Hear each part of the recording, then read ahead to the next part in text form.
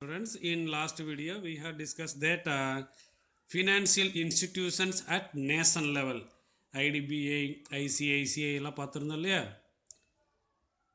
Today now we are going to discuss about a state level institutions. Among state level institutions, first institution is state financial corporations. This is a institutions started in the year 1951 by Government of India, passed an act, State Financial Corporation Act, in every states in India. இந்தியாவில் இருக்க எல்லா ஸ்டேட்ஸ்லையுமே இந்த state financial corporation 1951 state financial corporation ஆக்ட்ன்றபடி start பண்ணாங்க. The state financial corporations are mainly intended for the development of small and medium industrial units.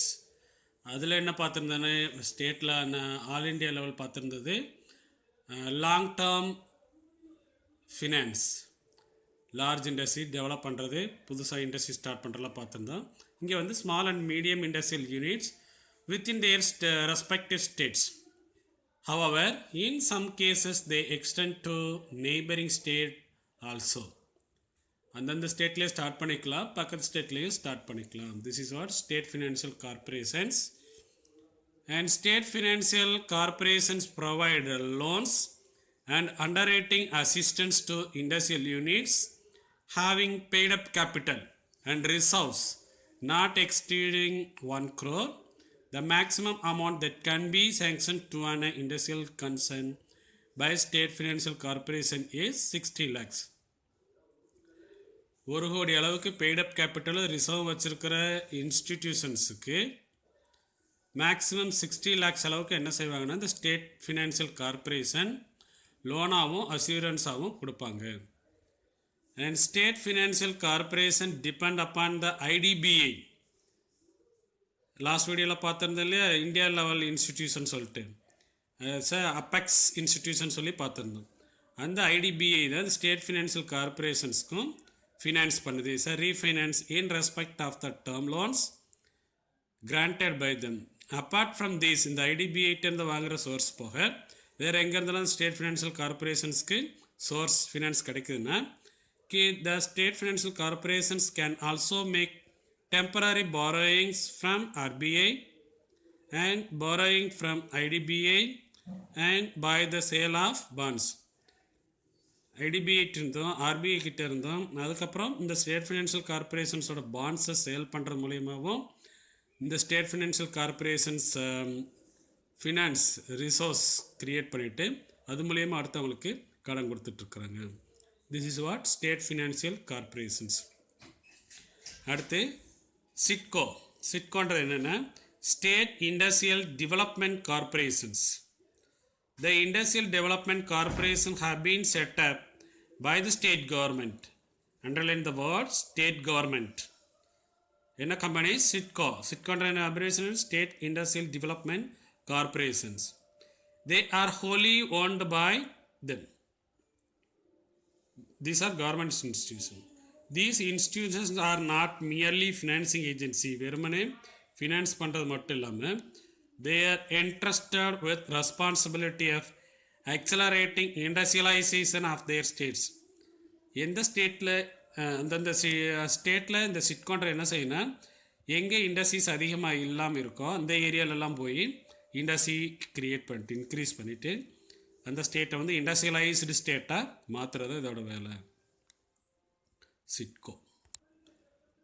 இந்த SIDCO provide financial assistant to industrial concerns.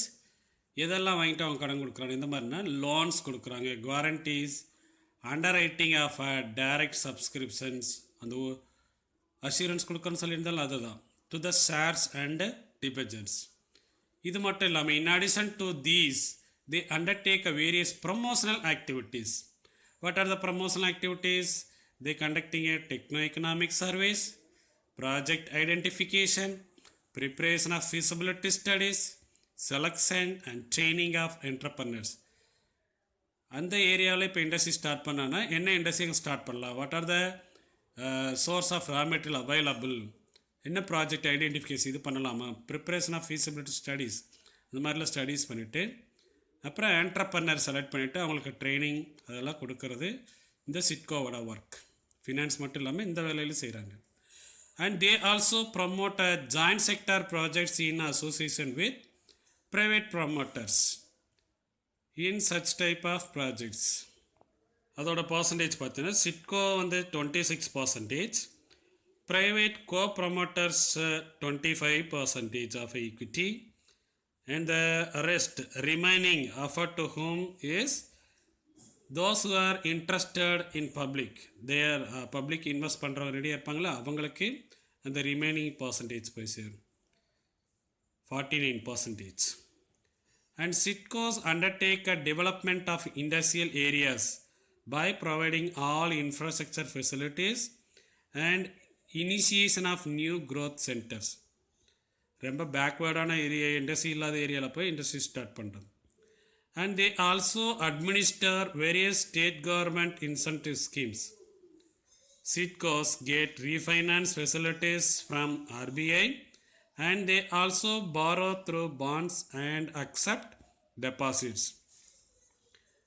அது SFC சொல்லியிருந்தோம் இல்லையா, அதே மாதிரி இவங்களும் இவங்களோட பாண்ட்ஸ் இதெல்லாம் ஷேர் பண்ணி பாரோயிங் மூலியமாகவும் RBI கிட்டேருந்து IDBI கிட்டேருந்து ஃபினான்ஸ் வாங்கிக்கிறாங்க.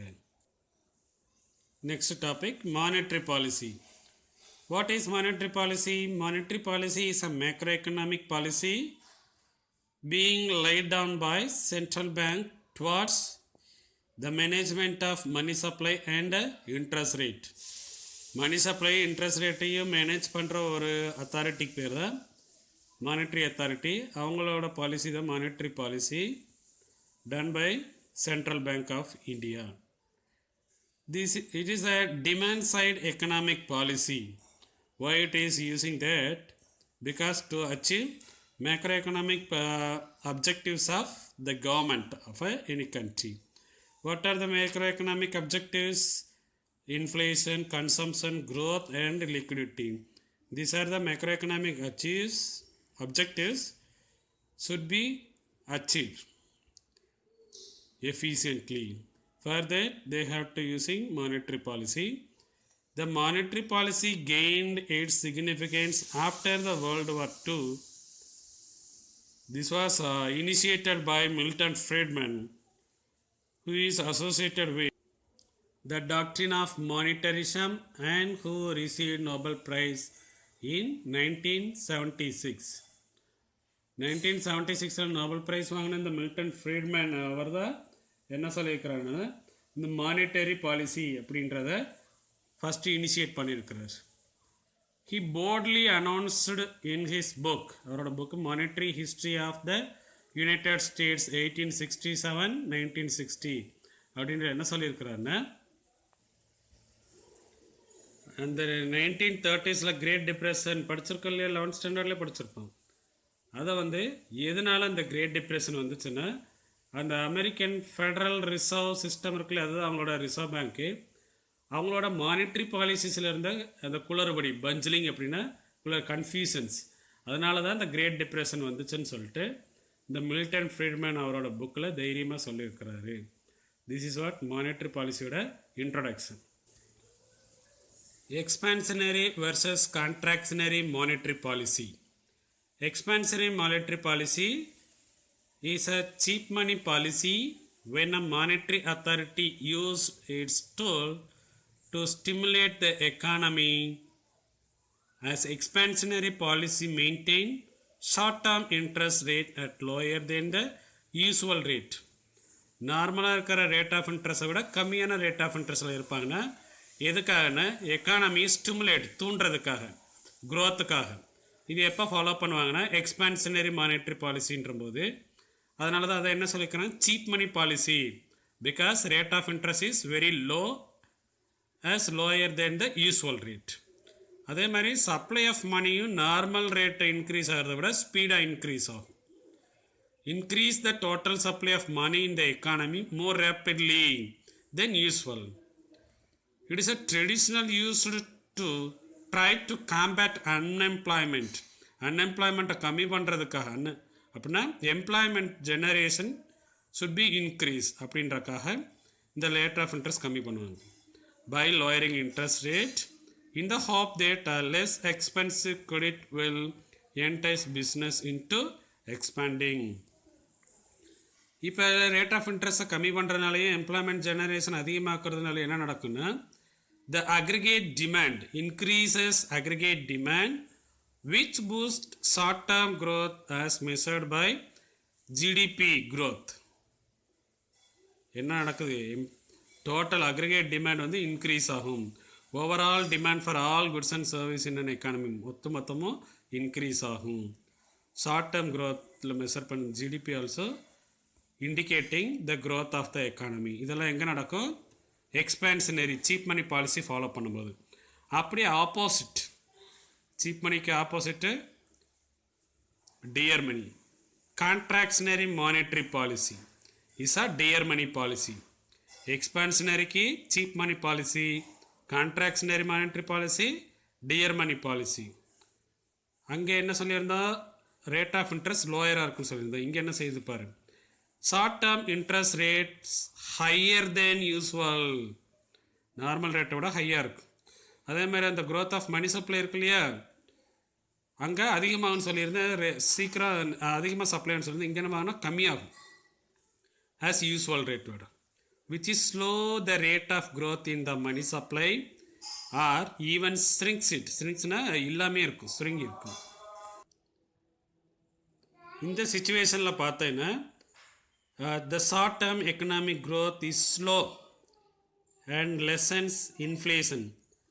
எக்ஸ்பான்ஷனில் பார்த்தோன்னா இன்ஃப்ளேஷன் இருக்கும். இங்கே என்ன ஆயிருக்கும்? அந்த இன்ஃப்ளேஷன் கம்மியாயிரும்.